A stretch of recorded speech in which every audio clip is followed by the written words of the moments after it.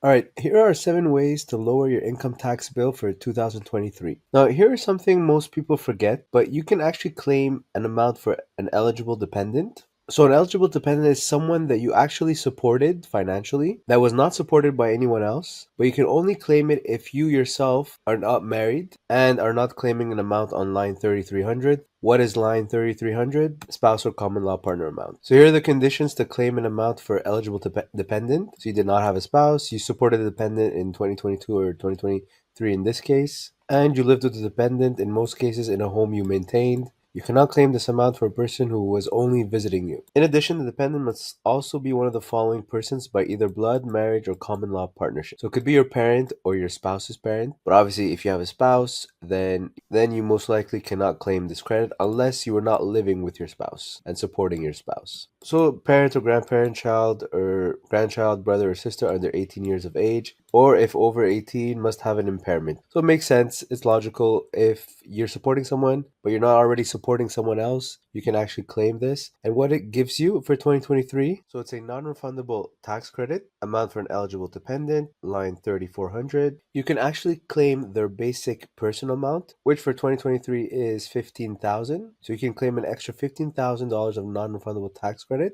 minus obviously the net income of that eligible dependent. And you can claim an extra $24.99 if the dependent had an impairment. So $15,000 non-refundable. So it actually gives you a credit of $2,250.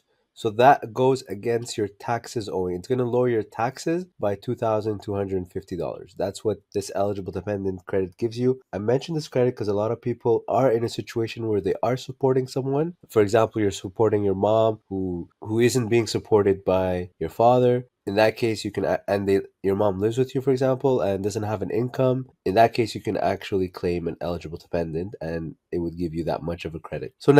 So next tax savings I wanted to mention is the tax loss harvesting. So if you've got a stock position in a non-registered account that is at a loss. So for example, let's say you bought Bell. Let's say you bought Bell at $60, and right now it's worth I don't know, $50, and it's at a loss. Well, if you have capital gains from other positions, you can actually sell the position, take the loss for 2023, and that capital loss will go against your capital gains. So if you have capital gains, it'll go on your line 12700, which is going to increase your total income, which increases your net income, which increases your taxable income. Therefore, you'll pay more taxes. But if you sell a stock position at a loss, you're going to reduce your taxable capital gains. So line 12700 will be lower because you took a loss on a stock position. Now, of course, it's only going to be lower if you already have a stock gain. So a capital loss can only go against a capital gain. So let's say you have no capital gains, but you just take a capital loss. Well, this line is not going to be negative. It's still going to be zero. But if you had a capital gain of 5,000 and you took a capital loss of 2,000 because you sold a position that's at a loss, then instead of showing 5,000 capital gains here, you're going to be showing $3,000 of capital gains. So therefore, you're lowering now you will get a T5008 from your brokerage. You simply have to enter it in your tax software. So let's say your overall proceeds were, I don't know, 5,000 and your overall cost was 2,000. So that generates a capital gain of 3,000. Now these numbers, they already come calculated on your T5008 from your brokerage. But let's say, so the transactions that you make in your account, including losing trade, will be represented on this slip. And then ends up on your tax return. Right now it's giving me a 1,500 capital gain. So why do I see half? Because capital gains are only taxed at 50%. So if you make a $5,000 profit, only half of it gets added to your income. So half of 5,000 will get added to your income, and then that income gets taxed based on your tax. Now, in the example of Bell, BCE.to, if you don't want to just take the loss and move on, what you could do is close your position at a loss for 2023, which will reduce your capital gains of 2023, but then replace it with a different stock that moves the same way. For example, maybe a competitor like TELUS. So let's look at TELUS, T.to. Let's compare it to the chart and see if it moves the same way. So as you can see, it's pretty close, right? So the last year, it's pretty much moves the same way, although I can tell that TELUS is down 14% in the last year, but Bell was down 18%. So pretty similar. And so what you can do is close your position on Bell, confirm the capital loss, which will reduce a capital gain. And then if you still want to hold on to it, to Bell, assuming if you think that it's going to go back up eventually, well, you could just replace it with a different position. Now, you can't buy back the same position right away. You have to wait, I think, 30 days to buy back the same position. Now, the risk of doing that is the stock might go up. So you might have to buy it back at a higher price. So if you don't want to do that, you want to buy something right away, you could buy a different stock that moves the same way. And then you could take advantage or participate in the potential movement up if you think there is a movement up with the position. And I don't know if I think they pay a similar yield. So Bell right now is paying 7.5% yield, and Telus I think is a little bit lower. So this is just an example. It's really not important right now, but it's just things to consider when you want to buy something else. So yeah, Bell is paying about 6.3, so a little bit lower dividend yield. All right, next on the list is working from home. So in 2022, we had the T77S, which allowed you to claim an amount for working from home due to COVID. There was a detailed method and there was a flat rate method. Now, the detailed method requires a T2200S from your employer to be signed. If you didn't have a T2200S, you could claim the flat rate method. So here's the form. This was last year's form for 2022. You can see if you don't have a T2200S from your employer, you could claim $2 per day, maximum $500 for the year of deduction. So that was in 2022. And if you do have a T2200S, you can claim actual expenses by filling out the detailed method. Now, if I go on the tax return, that'll be a deduction to your net income. So if you look for employment expenses, we should find it over here, employment expenses. So other employment expenses, line 22,900. If we go on the form, we can confirm that it actually sends the amount on line 22,900. So if we zoom in, you can see enter this amount on line 22,900. Perfect. Now, sadly, for 2023, it looks like there's no T77S. So we will no longer be able to claim the flat rate method. So if you are actually working from home, whether it's for COVID or not COVID, but if you are actually work from home, make sure to request from your employer this form here, the T2200 Declaration of Conditions of Employment. If you have this form from employer, you can then claim actual expenses for working from home. Without this form, you cannot claim expenses for working from home in 2023. Previous years, yes, because we had the flat rate method, which didn't require this form from your employer. Now, this doesn't cost anything to your employer, so the only reason they wouldn't do it is maybe out of laziness, or maybe they don't want HR to work or payroll to work. But if you are actually working from home, there's no reason why they should not fill this out for you, because then you get to claim your actual expenses for working from home. So once you have this filled out, you'll be able to fill out the T777, Statement of Employment Expenses, and then you can claim the work from home portion. So if you have a home office, so calculation of workspace in the home expenses, and obviously a percentage of the actual space your office is occupying compared to the total area of the home. So here's a good example on how to calculate your employment use amount. So if you're a salaried employee who worked from home using your dining room table, example, the dining room represents 12% of your total square footage of your house, and it is used for 40 hours out of a total 168 hours in the week. So there's 24 hours a day times 7. You pay $2,400 for electricity, heat and water, and internet, and $12,000 for rent. So you'll enter these full amounts, but then you only end up taking 2.9% of that amount. Why? Because 40 divided by 168 gives you a percentage, and you're only going to take 12% of that because of the square footage. So you're left with 2.9% of the total amount you spent for the year on your home expenses. And that comes out to $417 in this example, which is coincidentally very close to that $500 maximum flat rate that they were offering last year. Now, if you do have a dedicated workspace, then you're still going to have to use the percentage of square footage, but because that you have a designated space just for your office, you don't have to use the proration with the hours, because you're not using that office space for personal reasons. That office space is designated for, or that space is designated for work. So it'll be the square footage of that space times the actual expenses for the rest of the house, times the actual expenses of the total, times the total expenses you paid for electricity, heat, water, internet, rent, and so on. Now, sadly, you cannot claim mortgage interest. That's very disappointing. You can claim rent, but you can't claim interest on your mortgage. That's not fair. So that employment expenses goes on line 22,900, which therefore reduces your net income, therefore reduces your taxable income, and therefore less income goes into that tax bracket calculation, so less taxes that you pay. So next, obviously the most common one is RSP, so Registered Retirement Savings Plan. The deadline for 2023 is February 29th. Make sure to respect your limit, which you can find on your previous year's notice of assessment. So on your 2022 notice of assessment, you can get your limit, the RSP limit that you can contribute, and you have until February 29th to contribute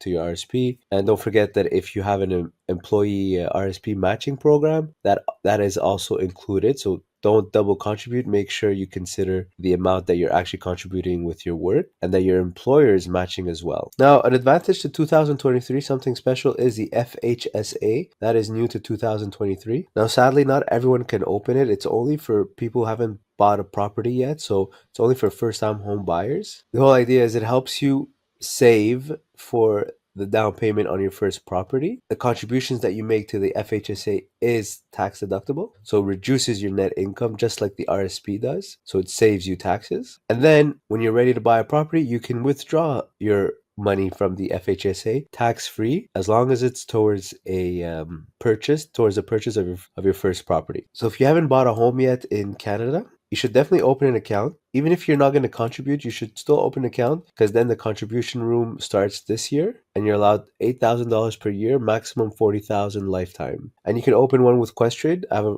got a referral link in the description below. You can open one with Wealthsimple as well. And remember, this is a registered account, so it's just a box. If you deposit cash, if you contribute cash, you have to do something with the cash. Either you put it in a savings account, either you buy mutual funds with it, you can buy GICs with it, you can invest in stocks. So if you want to invest in stocks and you want to open an FHSA with a brokerage account like Questrade or Wealthsimple, if you just want to put it in a savings account, well, then you can open an FHSA with your bank. All right, next on the list is donations. If you're feeling generous in this high inflation environment, if you do make donations, make sure you get a slip or a receipt for your donation, because then you can claim it on your tax return and it can give you around, I would say, 50% credit. So actually, let's do an example here. Let's simulate an example. Let's do a T4. Let's say I'm in Ontario, so my residence here, let's put province of residence Ontario, and let's just put a date of birth here, 1990, 0101, and let's give myself 100K income. Let's go see how much I owe. So this is just federally. So you can see federally right now, I would owe about $23,181. Now let's say I give myself some donations. So let's say I give myself $5,000 of donations. If I go back to the T1 return, you can see that my balance owing reduced. Instead of 23,000 something, now it's 21,000. So the exact credit, or the exact federal credit for my donation is 1422. You can see it right here. It's a non-refundable tax credit. So on the federal side, my $5,000 donation gave me a non-refundable tax credit of $1422. So reduced my taxes owing by $1,422. Provincially, it should be another similar amount. Here you go. In the case of Ontario, it's an extra $545 of credit for that donation. So in other words, when you make a donation, you're getting half of it back, basically, because it makes you save on taxes. If you don't make a donation, you're going to pay. So if you don't make that $5,000 donation, well, you keep $5,000, but you're going to pay $2,500 in taxes. Now, if you do make that donation, you lost $5,000, but you saved $2,500. So your net loss is about $2,500, but that $2,500 that you lost went to a charity. So to be specific, in scenario A, if you don't make that $5,000 donation, you're missing out on $2,077 of tax savings. In scenario B, if you do make that $5,000 donation, you're out $5,000, but you saved $2,077. So your net cash flow loss is negative $2,923. So basically, scenario A, either you lose $2,077 to CRA, or you lose $2,923, but you know that $5,000 went to a charity. So for an extra about $800, you know that you prevented CRA from getting $2,077 out of you, but you gave $5,000 to a charity. Now, I know Quebec is better. Not all provinces have the same donation credit. I think Quebec has a pretty good one. So let me just go change the province here to Quebec. So in the case of Quebec, if you don't make that donation, you'd actually end up paying $2,380 of taxes combined, CRA plus Revenue Quebec. Because of course, with Quebec, it's a different tax return. It's two tax returns that you're submitting, one to CRA, one to Revenue Quebec. And then scenario B, though, if you do make that donation, well, you're out $5,000, but you save $2,380 of taxes. So overall, you're out $2,620. So in this case, it's much closer. Either you give $2,380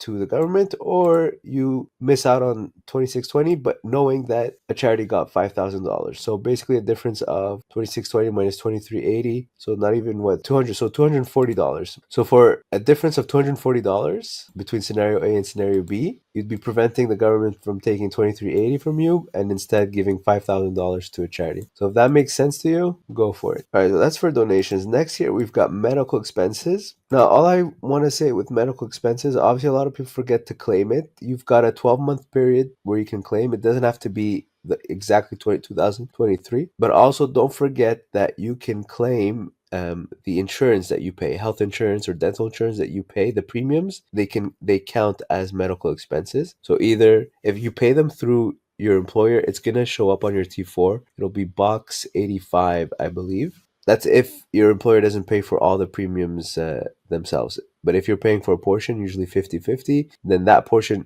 you can see it on your paycheck, but make sure to see it on your T4. So that's going to count as a medical expense. So if it's on your T4, you don't have to claim it on your tax return because it'll be already claimed automatically if you entered your T4 correctly. So it's best to go on the CRA website and just look at what counts as medical expenses because there's a lot, but you can claim your obviously medication that hasn't been reimbursed by an insurance, massage therapy sessions, people forget that one often, obviously dental care. So yeah, just don't forget to claim your medical expenses. It's easy to get the total amount. If you have the same pharmacy, they can give you one tax slip that gives you the total amount for the past year, and obviously just make sure to use the amount that was not reimbursed by your insurance if you do have an insurance. Now the only annoying part with medical expenses is not the whole amount gives you it's a non-refundable credit first of all, but you can't even use the full amount. It's only the amount that's over, for example, in 2023, it's going to be only the amount that's over $2,635. So if you have less than $2,635 of medical expenses, it won't give you anything. You have to have more than that. And the amount over that